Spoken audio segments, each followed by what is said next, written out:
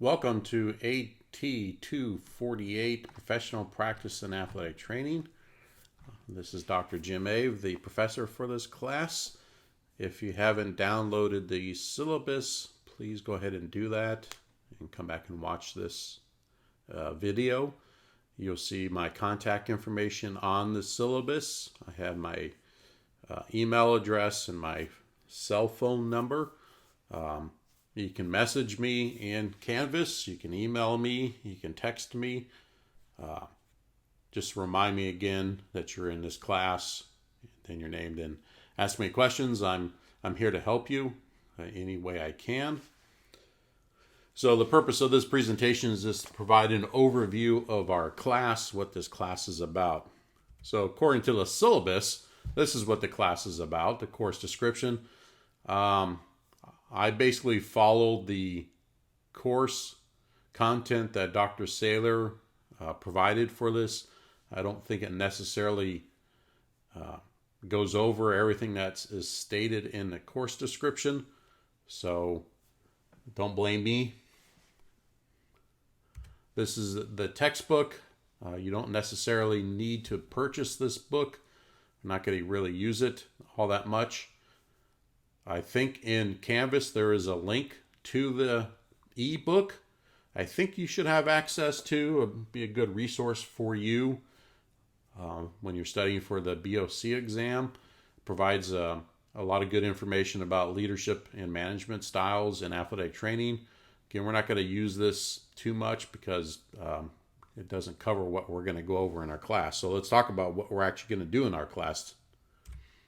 So here are the topics and some assignments. So the main portion of this class is professional preparation, and what I mean by professional preparation is getting you ready for your first job.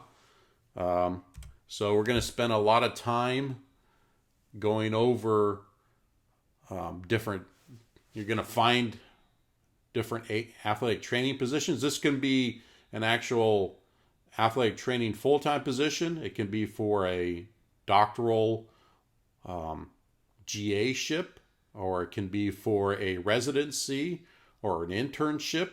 So you're not just limited on an athletic training full-time college or high school position. You'll see in week 1 you're going to actually download 3 to 5 actual job descriptions and provide some information about that. You're going to write a cover letter for one of those jobs. You're going to write a resume for one of those jobs. You're going to do a mock interview with professionals. May not necessarily be for that particular job that you are would like to apply to, but hopefully these are individuals within the athletic training field that have experience in hiring athletic trainers and been in the field a while. So they'll interview you and hopefully give you some decent feedback when the interview is done about how you can improve on your interview. You're also going to meet with a career development center counselor at Fresno State to help you through this whole process too, because we want you to be prepared to get your first job, at least get interviewed and get through the process of getting that first job. There's some other assignments within this professional preparation. One of those is a professional development process, which I'll have another video for when we get closer to that assignment. So I'm not going to spend too much time here talking about that. There's several advocacy assignments, how you can be an advocate for the athletic training area. So these are the athletic training value assignment, athletic training advocacy assignment, the public service. You're going to actually develop some kind of public service announcement. It can be various types of announcement. I'm going to provide more information for each one of these assignments later in our class. We're also going to go over professional communication. Some assignments that you'll be doing in there is I'm going to provide you some information about the expectations for team physicians, and I would like you to interview a team physician.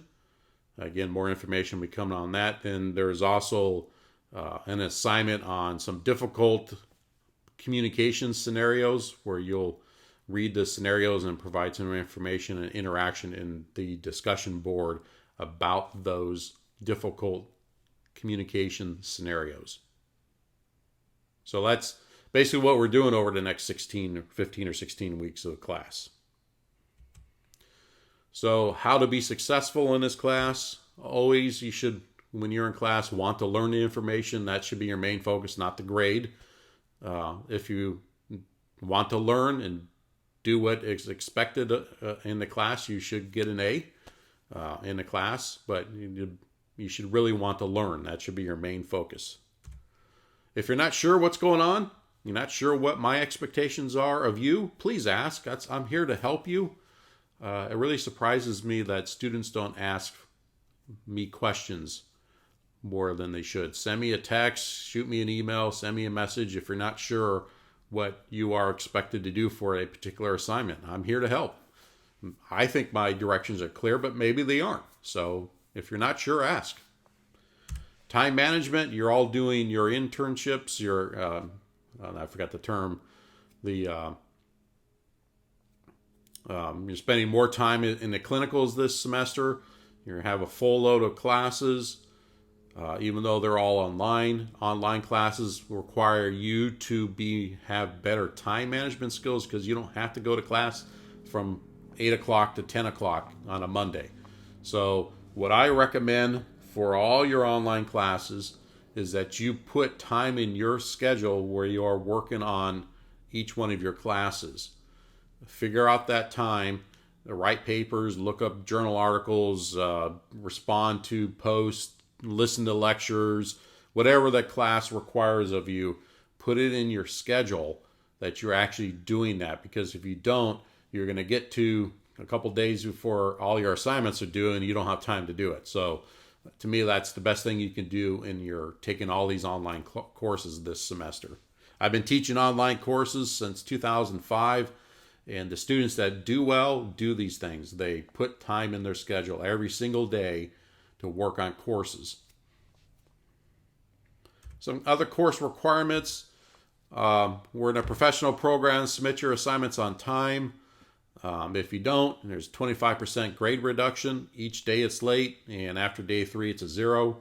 If you got stuff going on in your life or in the clinicals where you're just getting swamped, you just don't have a lot of time, communicate that to me.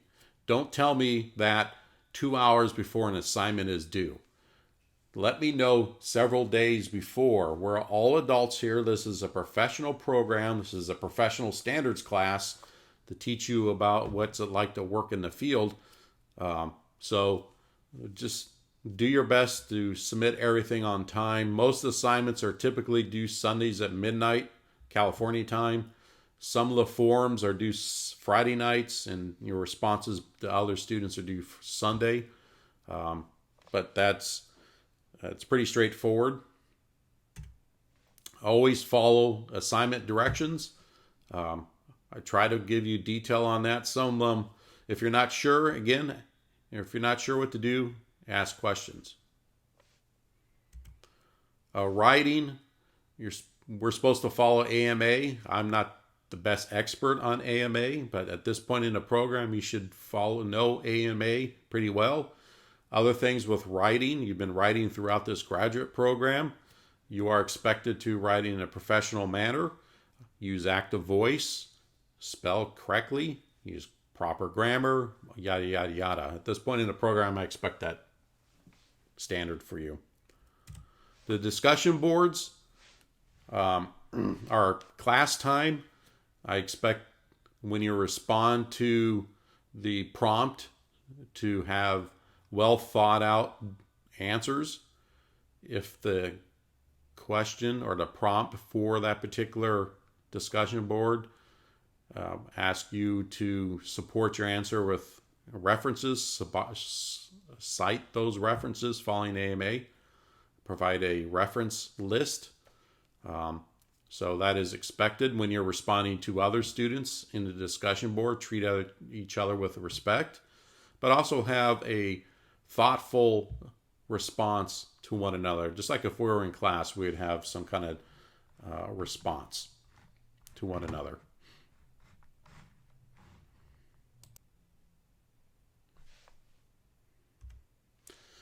And if I give you feedback on assignments, well, I will. Please read that feedback, especially it'll be beneficial to you, especially the cover letter. I'm going to try to give you some feedback on what I think would be beneficial on the on the cover letter. You're going to get feedback from the mock interviewers on your performance when you do the mock interview, those type of things that will be beneficial to you, hopefully, in your career. And as I said earlier, if you're not sure what you should do, please ask questions. I'm here to help. I'm here to clarify anything if my directions aren't clear.